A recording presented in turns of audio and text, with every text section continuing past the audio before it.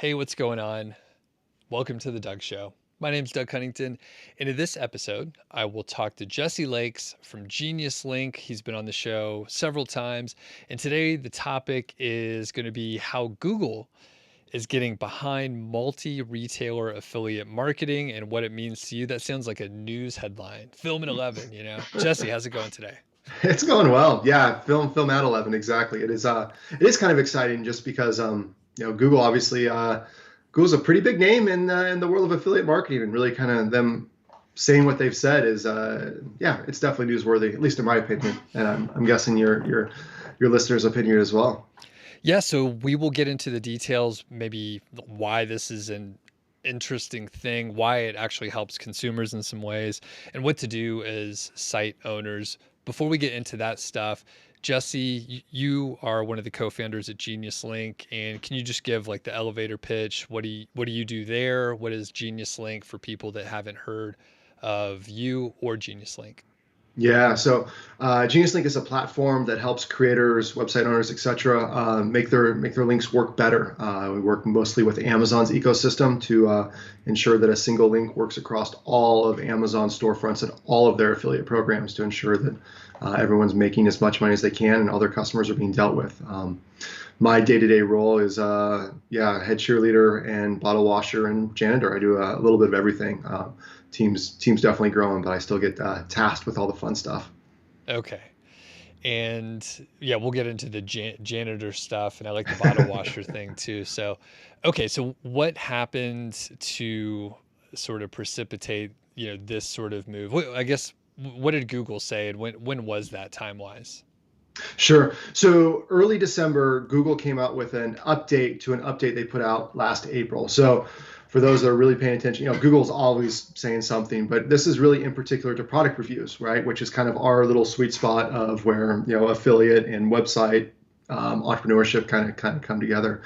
And, obviously this goes without saying, Google, most website owners rely on SEO as one of the major sources of traffic. So what Google has to say is often pretty important and really kind of helpful ensuring that your website gets as much traffic as possible. Because without the traffic, you can't send them the affiliate links, you can't monetize, you can't put ads in front of them, etc. So obviously this is pretty key. So this December 2021 product review update came out. And there was kind of two key pieces to it, and it's really the second one we'll be focused on. But it's probably also important just to mention the first, as for those that aren't aware of this, it's probably some pretty good heads up. But the gist is that Google is really focused on authentic product reviews. So they're looking for evidence that you've actually reviewed this product. So pictures or video with you of this product, something that sets it, makes it distinguished from just what, that copy and paste, that thin content you often find other sites that are kind of mass producing have. So Google again wants this authenticity. So that video, they say users have told us they trust reviews with evidence of products actually being tested and prefer to have more options to purchase the product. So that's their overview. First really kind of bullet point here is provide evidence such as visuals, audio, or other links of your own experience with the product, support your expertise, and reinforce the authenticity of your review. So important, not what we're going to talk today about. That second piece is you need to include links to multiple retailers to give the reader the option to purchase their from their merchant of choice. And that really kind of got us excited at Genius Link because we've been really kind of paying attention to how important Amazon is. But Amazon, as you know, Doug, it's a really challenging ecosystem. It's a great place to start for affiliate marketing. It's a really easy to use program. Conversion rates are great. Commissions are solid. But it's not where you want to put all your eggs, at least after you start to mature and these websites or this revenue streams become meaningful to you. Great place to experiment with, but once it becomes meaningful, starting to diversify is important, and diversifying across retailers is something we've seen really catch on.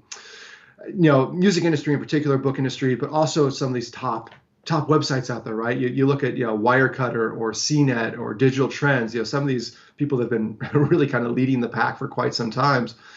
They very rarely have just a single link. They often have kind of this multi-retailer thing. So we've been seeing that. It's really interesting that now Google is mentioning this as well. Got it. And the first point, which you said we won't talk about too much because it would only be us speculating, but I do want to touch on that just a little Mhm. bit. So sometimes, most people don't have the product that they're writing the review on, or if they've hired someone, it's almost guaranteed 100% of the time the random writer that you hire from Upwork is not going to order the product and review it for you Mhm. 100% of the time, right? So basically, I always wonder like how algorithmically Google was going to figure out that like you didn't actually review the product, right? And you brought up a good point. The only thing I could come up with is custom images, like actual images of the product that are not the stock white Mhm. background images that everyone has.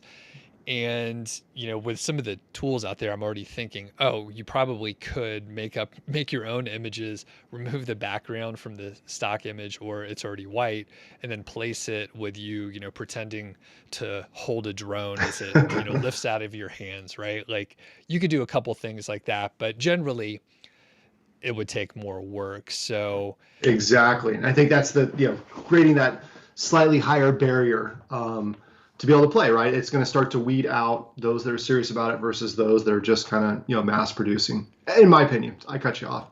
right. Yeah, well, and I didn't have, I mean, I don't know how, I mean, Google's pretty smart, but I'm not sure how they could figure out if a person just wrote a shitty review or if they didn't have the product, right? It could Mhm. be a few things that lead to the same kind of product out there or the same Mhm. content out there. But if you wanted to fake images, you probably could just use Canva and start like putting images where you're holding some fake object that you don't have.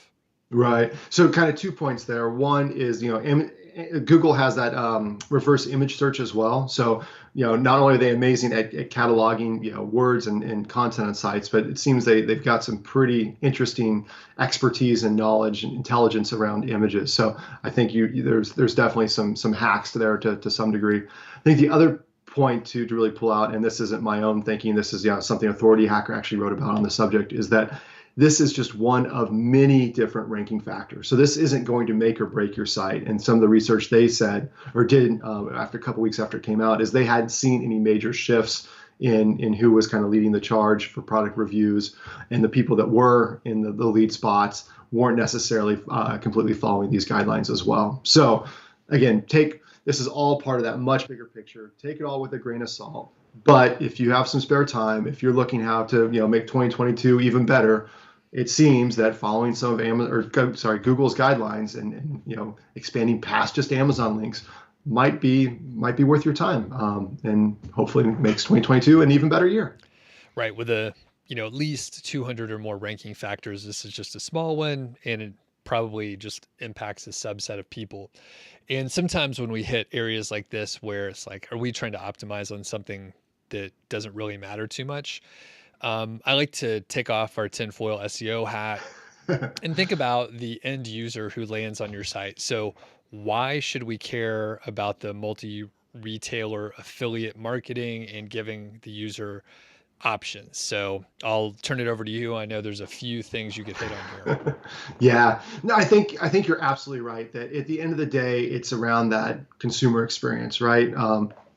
Forget what Google says, right? Their stuff gets complicated, but at the end of the day, if you make it a good, easy experience for people to learn and understand and then buy the product they're recommending, everyone wins. But you're absolutely right. There are definitely some nuances there. One of them, just kind of off the top of the bat, and is really, quite timely, is this whole concept of supply chain and out of stock. If you're only linking to one retailer, you're putting all your eggs on that bet or all your chips on that bet that retailer is going to have the product in stock the whole time they're recommending that product, which may or may not happen. If it's a hot new product, you're hedging your bet by including multiple different retailers. It's a PS5 issue and no one has it. That's a bummer. But odds are, if you include 3 to 4 to 5 prominent retailers, at least someone will have it. And that kind of ties to the next point. If you include 3 to 5 different retailers, someone's probably going to have it slightly lower cost or cheaper to buy than the other retailers as well. So both those kind of create this ability for people to do their due diligence and kind of build up momentum towards purchasing that product. If you encourage them to check for the best price below, or check stock, check inventory levels below, and they click on 3 or 4 different affiliate links, you're setting 3 or 4 different affiliate cookies, which then can turn into commissions should they go on and purchase from that store later. But you're also helping them move forward in that buying experience, that whole user buying funnel. You're working them down step by step by providing these different links. So those two kind of play in tie step by step. Next one here is just reducing your dependency on Amazon. Again, Amazon is an amazing affiliate program. I can't say enough good things about them. But after being in the space for many, many years, I really want to caution those from putting too many eggs in a single basket. Amazon changes their commission rates. They change their compliance. It's getting harder and harder to get out of trouble when you do make some simple mistake with Amazon. So that reliance on Amazon, again, it's great when you're first starting off, but it's something I really encourage against in the longer run. Diversify, have a few different plans of action in case one of them dries up or something goes awry. The next piece kind of ties into this as well, is that, again, Amazon is a great place to start. Amazon is massive. In the US, their e-commerce market share, according to eMarketer, is about 40%. Next largest, I think, is Walmart at 8%. So Amazon being 5 times larger, that's huge. But again, why only capture 40% when you can capture 50, 60, 70, 80, 90, 100% of the market share by including multiple retailers? You're kind of handicapping yourself by only including Amazon. Again, 40%, the odds are decent that you're getting conversion, but they'll be even better if you include some of those other retailers. And again, based on some of the things we talked about, it only helps your chance. We talked about how it's kind of best practices, CNET, Digital Trends, Wirecutter. A lot of these big brands that you look at already are doing this. At least 2 different retailer buttons. Sometimes CNET is pretty notorious for having 6, 7, 8, 9, 10 different retailers selling that same product. And then ultimately, kind of why you should think about doing this is we found that it's actually quite good for conversion rates and commission rates. We did a bunch of testing with, we call them choice pages at Genius Link, but the idea that you recommend a single product across multiple retailers as a button, as a landing page that you put in social media. These choice pages we found were converting at about 2.5 times better than just a direct Amazon link. We're using, as a very clean A/B test. And time again, we tested with 10 different influencers, hundreds of links, tens of thousands of clicks, and very consistently, the multi-retailer experience converted better and doubled commissions. So, Okay. a few different reasons there. And do you happen to know what the ideal number of choices would be? Have you gone to that granularity? If you have too many, if you have like 10 options, people can hit some decision fatigue. Absolutely. Yeah, the paradox of choice. I don't have that perfect number yet. I would assume that 3 is a magical number, and 3 is probably a good number to go off of. I believe that it varies by vertical, by price point. I believe there's some other factors that kind of go into it as well. But by default, I think your best bet is to have a link to Amazon. Again, huge market share. If it's a well-known manufacturer, a link to the manufacturer's website or store and affiliate program is probably another good one. And then I would include at least one other major retailer that sells it. So again, if it's some sort of household good, maybe Target. If it's camera gear, B&H Photo Video or Adorama are really well-known in the space. So you are the expert in your space. Where do you see your clients also shopping? Include that. But the brand is also kind of a good hedge as well, because people often feel that buying directly from the brand leads to just a better relationship than buying through a third party. Perfect. Yep. And I was going to say I've purchased cameras directly from like the Canon website. They just had them available, decent Mhm. price. And then B&H is fantastic as well. Have you ever been to the shop in New York? It's crazy. All the conveyor belts. Yeah, yeah. It's cool. The B&H people are just so fun to hang out with. They are so happy. But anyway, we're digressing. Yeah. B&H is a great one. Adorama is another one that I've really been spending some time with, and have found to be quite great people as well. Nice. Yeah. I've ordered a couple things from there, but yeah, I love all the gear and stuff. And I know, how do you say it? Adorama? Adorama? Yeah, I'm probably Uh, mispronouncing it. So uh, one other, if on that subject of cameras, if you haven't checked these guys out, they're relatively new. They're a little bit smaller, but they're really kind of doing the whole creator ecosystem. Is a company called Moment that's actually based here in Seattle. So if yeah, again, yeah. B&H and Adorama, great. Moment is they started off as a making lenses for your iPhone. So they kind of do they retail, but they also kind of have their own products, own services, own experiences as well. So it's a fun, cool concept stuff, and great people as well. Okay, cool. Yeah, I've seen that company, and I was familiar with their like mobile accessories Yeah, for film and camera gear and such. So, okay, cool. So we have sort of the baseline. We understand why this could be a good thing to do, not only for, site owners, but for the actual consumer, which is an important thing to have in mind. So, how do we actually do this? How can we like implement how do you this? roll up your sleeves? Yeah, and I know we will mention choice pages, but you don't have to use choice pages, which is a genius link concept. But yeah, how can we get started without getting overwhelmed with this? Absolutely. So there's a couple different ways to dive into it, right? It depends on your CMS. If you're WordPress based, how where things kind of live, right? Comparison tables are great. Instead of just comparing, different products, compare different retailers selling that same product. So if you've already got a comparison, table tool that you're using, it can be as simple as that. But I guess kind of where to start first is just manually coding in those links. That's not the recommended way, but it's definitely the easiest, right? So you drop your Amazon link in, you drop your whatever the other retailer link is. The next step is really kind of this, how do you integrate it in a more scalable fashion? So there's definitely different WordPress tools, for WooCommerce as well. There's a couple in this blog we put together, but Skyverge has a product retailers plugin. The modal Gutenblock also can help you kind of build out different options as well. So just a little bit of Googling around can find some basic tools where you still have to put in the work for the most part, but they'll give you kind of that framework, that infrastructure to be able to provide multiple retailers.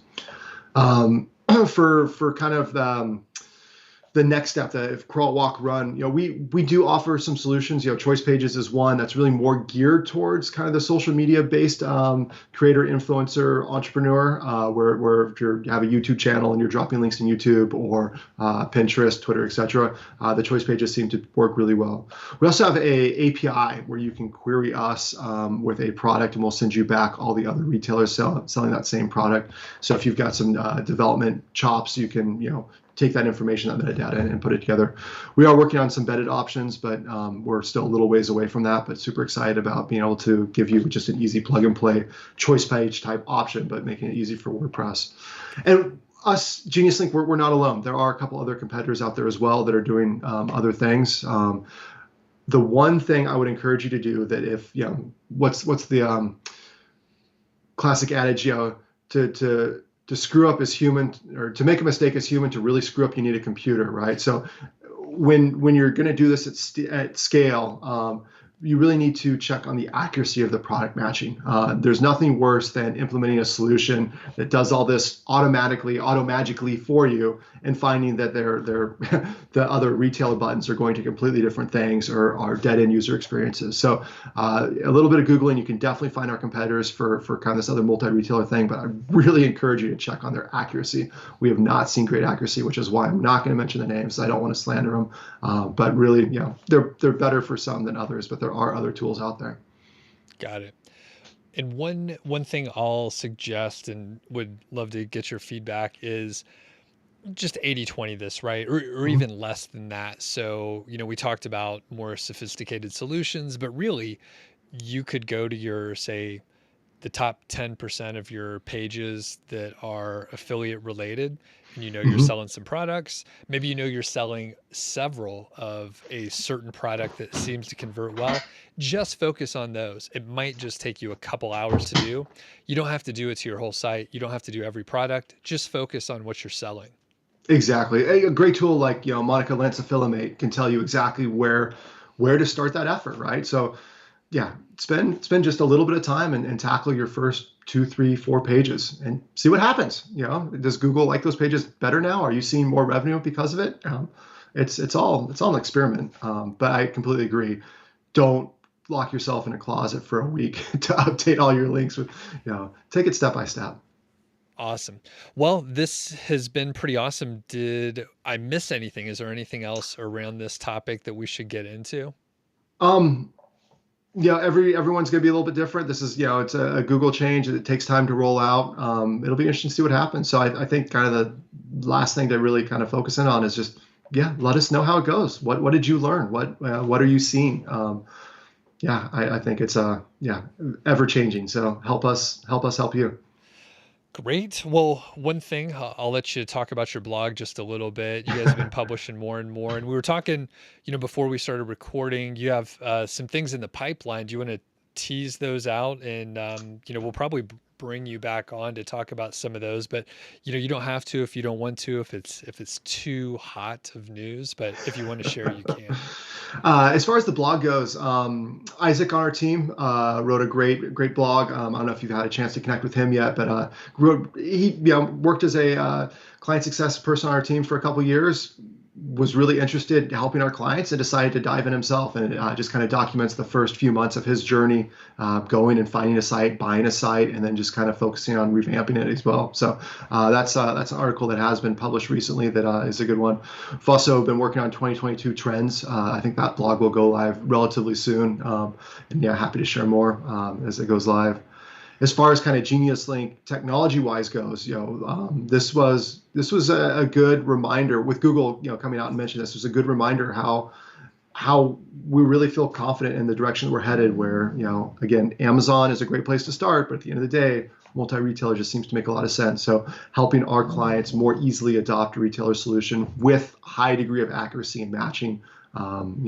Transparency, et cetera. So that's really what 2022 is focused on. We've got some pretty huge projects in the pipeline, and hopefully we'll be able to kind of drop little features and updates along the way. But it's gonna be a good year. It's already been a good year. Awesome. Well, thanks, Jesse. And we'll put links to get over to Genius Link and the blog. And you're on Twitter occasionally, right? Or LinkedIn? Both those, Okay. great distractions. All right. That sounds good. Well, have a good day there and we'll talk soon. Sounds good. Cheers, Doug.